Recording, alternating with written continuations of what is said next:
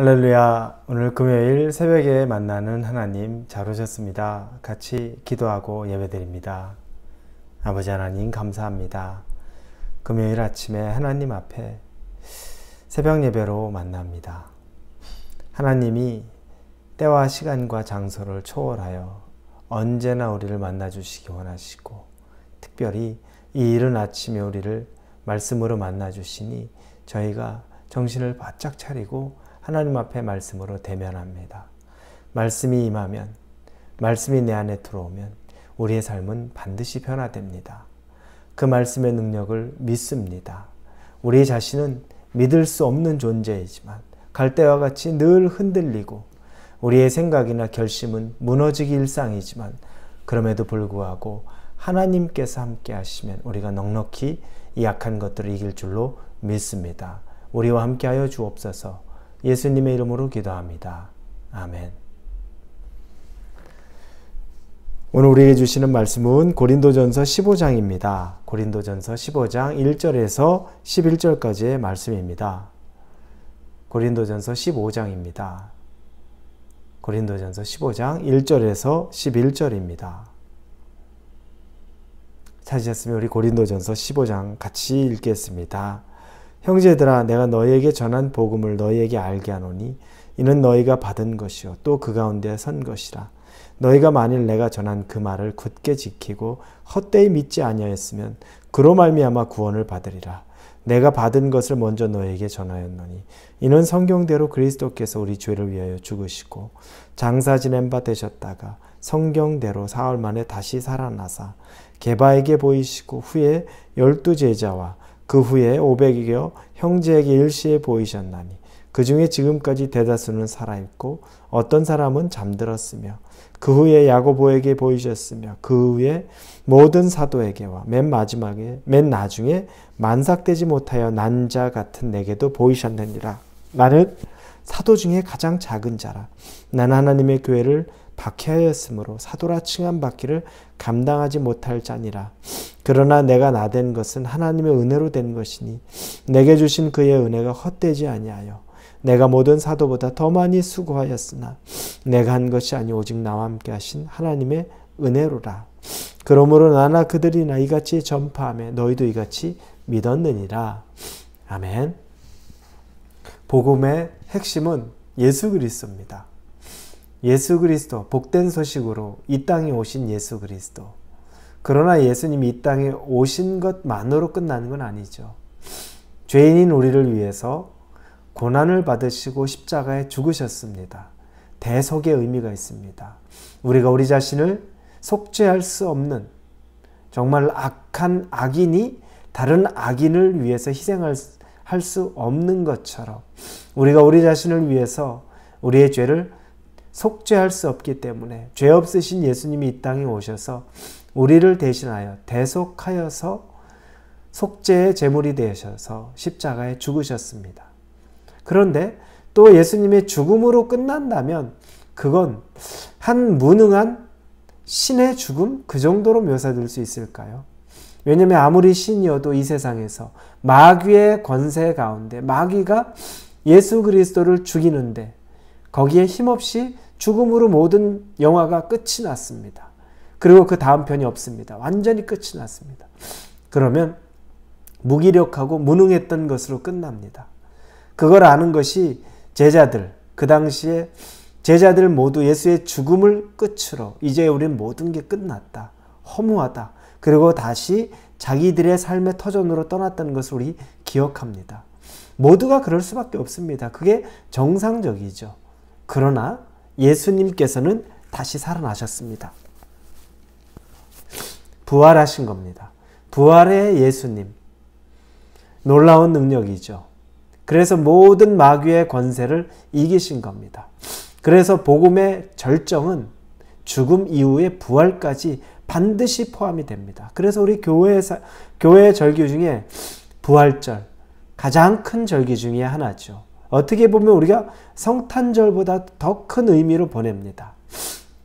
예수님이 이 땅에 오신 것 아주 중요하죠. 그러나 죽음을 이기고 다시 부활하신 것 너무너무 중요한 사실입니다. 그 부활의 증거를 바울이 얘기합니다. 그러면서 부활하신 예수님께서 맨 처음 게바에게 먼저 보이시고 12 사도들에게 보이시고 그 다음에 500여 제자들에게 보이시고 그리고 사도들에게도 보이시고 야고보에게 보이시고 그리고 맨 마지막에 만삭되지 못하여 난 자 같은 내게도 보이셨느니라 라고 말합니다. 자기 자신을 만삭되지 못하여 난 자, 미수가 뭔가 가장 작은 자. 그래서 9절에 나는 사도 중에 가장 작은 자라. 왜 그러냐면 나는 하나님의 교회를 박해하였으므로 사도라 칭함받기를 감당하지 못할 자니라. 바울의 거가 그렇죠. 그는 하나님의 율법으로 열심으로 그 율법 따르겠다고 새 율법의 완성으로 오신 예수님을 알지 못하고 그를 자기 열심으로 박해하던 자입니다. 그래서 나는 가장 작은 자다. 사도 중에 나는 가장 작은 자다. 왜냐? 나는 박해하였던 예수 그리스도를 박해하던 자 그리고 예수 믿는 자들을 죽이기까지 했던 자 그러니 내가 어떻게 큰 자로 나를 내세울 수 있을 것인가 라고 말하는 것입니다. 그러나 10절에 그러나 내가 나된 것은 하나님의 은혜로 된 것이니 내게 주신 그의 은혜가 헛되지 아니하여 내가 모든 사도보다 더 많이 수고하였으나 내가 한 것이 아니요 오직 나와 함께 하신 하나님의 은혜로다. 바울은 은혜를 깨달았습니다. 이 은혜는 정말 하나님에게 받을 수 없는 자가 받은 것. 하나님에게 예수 그리스도로부터 정말 구원받을 수도 없고 용서받을 수도 없고 사도로서 부름받을 수도 없는 자기가 부름받았다는 것. 그게 하나님의 은혜라는 겁니다. 탕자와 같은 거죠. 죄 지은 아버지께 다시 돌아왔는데 아버지는 그를 아무것도 묻지 않고 그를 안아주고 다시 그를 받아들여주고 오히려 그를 위해 잔치를 벌여줍니다. 말할 수 없습니다. 상상할 수 없습니다. 이건 있을 수 없는 일입니다. 바울은 그걸 경험했습니다. 여러분, 은혜를 경험하는 건 오히려 우리의 죄악, 우리의 낮아짐, 나의 잔혹성, 내가 정말 하나님 앞에 볼품없다는 것을 오히려 경험한 사람들이 은혜를 경험합니다. 탕자의 형은 어떻습니까? 모범생이었습니다. 아버지 밑에서 한 번도 거역한 것 없이 열심히 일했다고 나옵니다. 최선을 다해 순종했습니다. 동생이 그렇게 떠날 때도 아버지 곁을 지나고 아버지 곁에 있었고 그러면서 최선을 다해 아버지의 일을 했습니다. 그 모범생 탕자의 형이 그러나 마지막에 어떻습니까? 아버지께 큰 소리치죠. 어떻게 저와 나쁜 내 동생은 아버지가 다시 받아들여서 잔치까지 벌여주면서 나는 그렇게 열심히 아버지께 수고했는데 나와 내 친구를 위해서는 작은 짐승 하나 잡지 않았습니까? 아버지에게 도리어 큰 소리칩니다.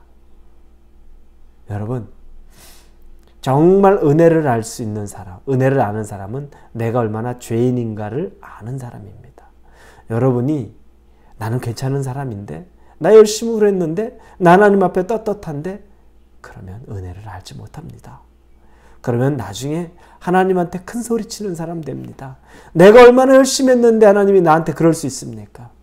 그런데 정말 이 세상에서 하나님 앞에 악하게 행했던 자, 하나님 마음 아프게 했던 자, 괴롭게 했던 자는 오히려 하나님의 사랑을 받고 난 이후에 내가 얼마나 죄인인지, 내가 얼마나 하나님 앞에 죄를 크게 졌는지, 내가 얼마나 하나님 앞에 몹쓸 자인지를 아는 자가 되는 겁니다. 그래서 내 자신의 모습에 나는 흠없고 죄없고 깨끗하다라고 교만한 마음이 드는 것, 오히려 그것이 죄입니다. 은혜를 원하십니까? 은혜 가운데 머물고 싶으십니까? 그러면 내 죄를 먼저 바라보십시오. 내가 얼마나 하나님 앞에 더럽고 추악한 죄인인지를 바라보는 순간에 그런 나조차도 품으시는 하나님을 보게 됩니다. 예수 그리스도의 사랑을 보게 됩니다. 그런 나에게까지 여전히 함께 하시는 성령님의 은혜를 경험하게 됩니다. 사랑하는 홀리웨이브 성도 여러분, 여러분에게 정말 이 작은 은혜가 임하기를 원합니다. 죄인된 자라고 고백할 수 있기를 바랍니다. 그곳에 우리의 은혜는 다시 세워집니다. 오늘 그 은혜를 경험하는 하루가 되기를 예수님의 이름으로 축원합니다. 기도합니다. 아버지 하나님 감사합니다. 은혜를 우리에게 부어주시옵소서. 죄인임을 먼저 고백합니다. 추악한 죄인임을 고백합니다. 그 가운데 하나님의 은혜 없이는 살 수 없음을 다시 고백합니다. 하나님의 은혜가 넘치기를 소원하며 예수님 이름으로 기도합니다. 아멘.